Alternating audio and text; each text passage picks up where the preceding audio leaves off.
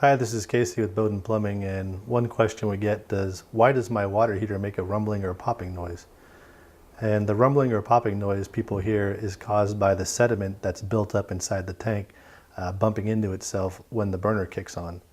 There's not much to be done for it because generally by the time you hear it, it's too big to pass out of the drain at the bottom of the water heater.